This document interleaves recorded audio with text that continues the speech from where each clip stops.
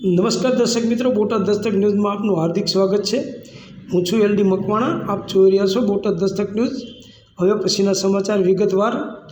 દલિત યુવકને બ્રાહ્મણોએ ગામ વચ્ચે ઊભો રાખી ઢોર માર માર્યો। દલિત યુવક ખેતરેથી કામ કરીને પરત ફરી રહ્યો હતો।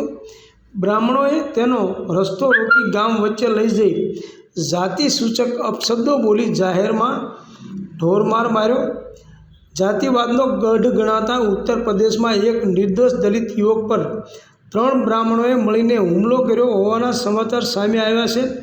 અહીંના બલરામપુર જિલ્લાના આહરોલા ગામમાં આ મામલો પ્રકાશમાં આવ્યો છે। આરોપીઓએ યુવકને બંધક બનાવીને અનેક જગ્યાએ જાહેરમાં ઊભો રાખીને માર માર્યો હતો।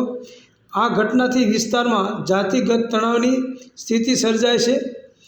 સાદુલ્લાનગર પોલીસે આ કેસમાં 4 લોકો સામે કેસ નોંધ્યો છે। ઘટનાની ગંભીરતા જોઈને પોલીસે તાત્કાલિક કાર્યવાહી કરી છે।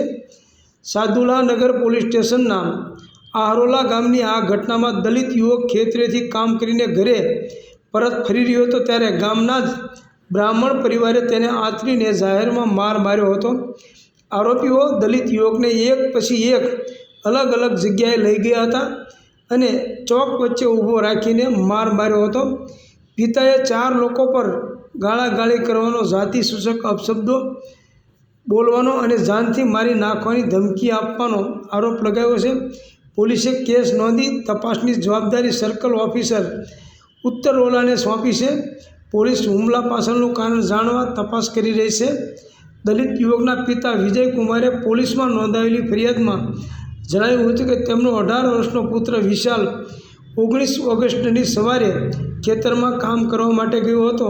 જ્યારે તે ફરી રહ્યો હતો ત્યારે ગામના સતીશચંદ્ર મિશ્રા, તેમની પત્ની અને પુત્રે કારણ વિના જ વિશાલને રસ્તામાં આંતરીને માર મારવાનું શરૂ કરી દીધું હતું।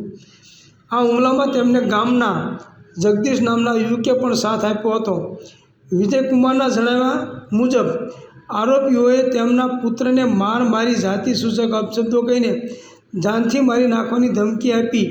હોબાળો થતાં આસપાસના લોકો ત્યાં પહોંચી ગયા હતા અને દરમિયાનગીરી કરી મામલો થાળે પાડવા પ્રયત્ન કર્યો હતો, પરંતુ આરોપીઓ તેમ છતાં વિશાલને માર મારતા રહ્યા હતા।